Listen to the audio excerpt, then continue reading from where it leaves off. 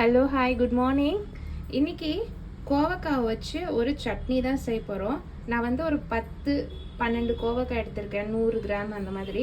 அது கூட சின்ன வெங்காயம் கொஞ்சம், அதுக்கப்புறமா புளி வந்து நீங்கள் எப்படி சேர்க்குறீங்களோ காய் அது அந்த அளவுக்கு நான் இவ்வளோ எடுத்திருக்கேன். அதுக்கப்புறம் 4 பல் பூண்டு, கொஞ்சமாக இஞ்சி, காரத்துக்கு 4 பச்சை மிளகாய் எடுத்திருக்கேன்.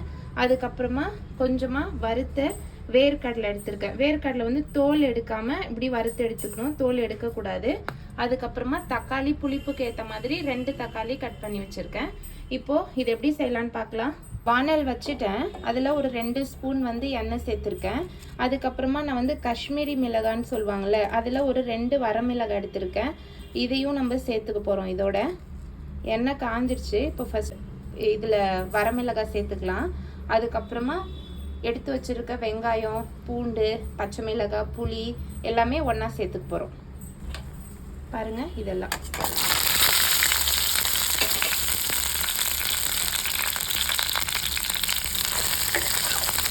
இதெல்லாம் நல்லா வதங்கினதுக்கப்புறமா நம்ம வந்து தக்காளியும் சேர்த்துக்கலாம். இப்போவே தக்காளியும் சேர்க்க வேணாம்.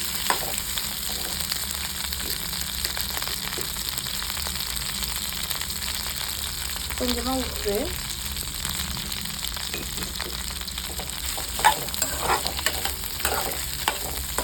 இந்த சட்னி தோசைக்கு, இட்லிக்கு, அதுக்கப்புறமா ரவை ரொட்டி, வேறு ஏதாவது ரொட்டி மாதிரி செஞ்சிங்கன்னா அது கூடலாம் வச்சு சாப்பிட்லாம். உடம்புக்கு ரொம்ப நல்லது.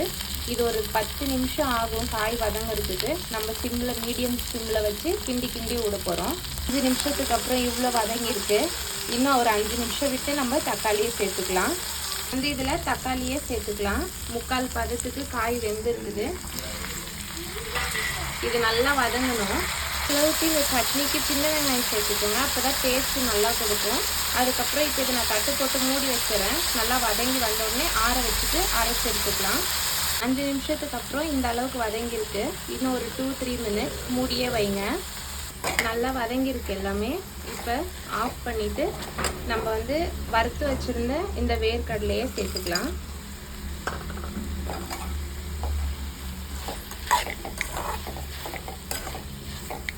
இப்போ இதை ஆற வச்சு எடுத்துக்கலாம். சட்னி அரைச்சிக்கலாம், அவ்வளோதான். ஆறிடுச்சு. இப்போ இதை நான் அரைச்சி எடுத்துக்கிறேன். அரைச்சி எடுத்தாச்சு. இப்போ இதை நம்ம தாளிச்சிக்கலாம். நான் தாளிக்கிறதுக்கு குட்டியாக ஒரு வானல் வச்சு கொஞ்சமாக எண்ணெய் சேர்த்துருக்கேன். இப்போ நம்ம கடுகு, உளுத்தம்பருப்பு, கருவேப்பிலை போட்டு தாளிச்சிக்கலாம்.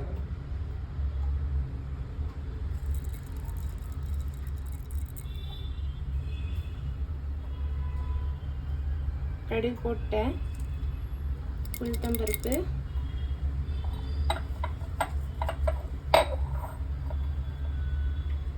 கருவேப்பிலை,